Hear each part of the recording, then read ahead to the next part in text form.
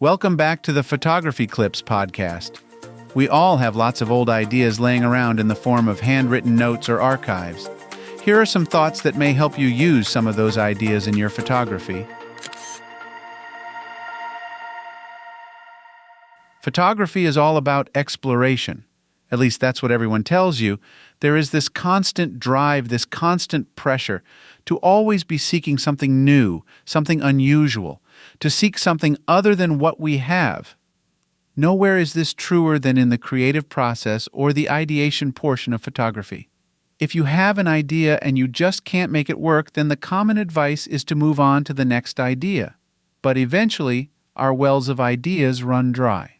The geographical location that we're able to readily explore starts to constrict, not in terms of landmass, but in terms of paths we've already traveled.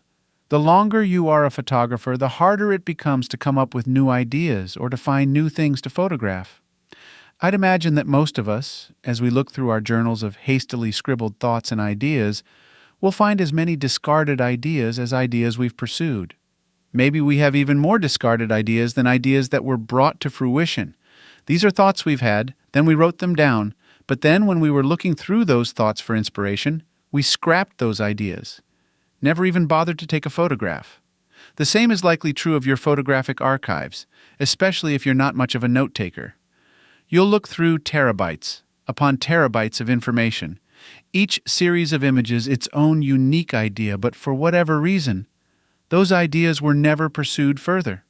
The pressure is on us to always create new, to not waste time on ideas that don't work.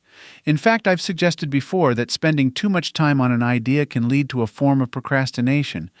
At a certain point, we need to finish the project and stop worrying about making it exactly perfect.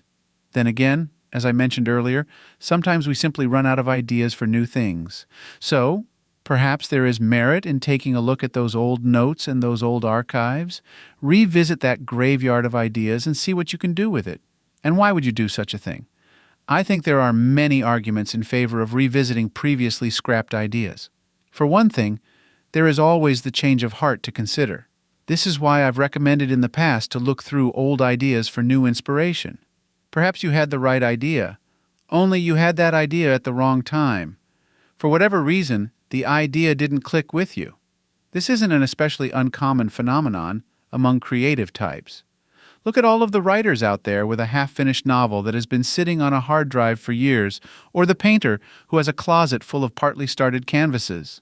As we age, our perspectives are subject to change. It's worth it to take all of these new aspects of yourself and go back through all those old ideas.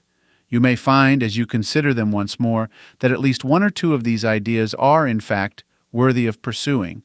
You'll never know until you've gone back and looked again. But the main reason I say that perusing your old ideas might be fruitful is that the ideas you have, those that you've not pursued, those ideas represent a challenge. When you take a deeper look into all of these shelved projects, you'll start to see a common theme. Many of these projects were never started, or they were half-started. Projects in which you made careful notes or took the photographs, but never processed them. Why didn't you pursue these ideas further? Maybe it was because you couldn't figure out the composition that made the photograph click. Maybe you didn't yet know the Photoshop techniques needed to process the images. Perhaps you didn't have the gear you needed to create the image you saw in your mind. To put it simply, the reason that so many of our imaginings never become a finished photograph is simple, because it was too hard. Something got in your way. Maybe you weren't in the right frame of mind to fully envision a half-thought project. Perhaps you struggled with finding the subject material. But with all of this, we have to remember that photography is subjective, as is all art. No idea is a bad idea. We just have a tendency to think that some ideas are bad simply because something stands between us and making that idea fit the standards we've set for ourselves. So, perhaps it is time that we start looking at our abandoned ideas differently. Instead of writing off an idea as a bad one, explore it fully to learn how you can make it good. It's a creative challenge, similar to embarking on a photo-a-day project, one in which you are challenging your creative mind to work with what you have rather than seeking something new. If the limitation is something else, subject material, post-processing techniques that you are unfamiliar with, gear limitations, then this represents a different kind of roadblock, one that with enough determination, we can push through. Photography is, after all, a learning process. If we only stick to the things that are easy, we aren't pushing ourselves to learn to the fullest extent possible. At a certain point, it becomes next to impossible to keep on learning if we're not learning how to push past these obstacles. To me, it makes sense that if we accept this challenge of hammering these so-called failed ideas into things that we love, we are quite likely to surprise ourselves along the way.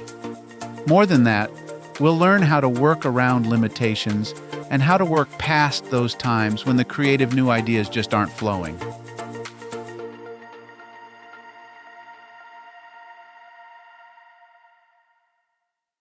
Thank you for listening and subscribing to the Photography Clips podcast.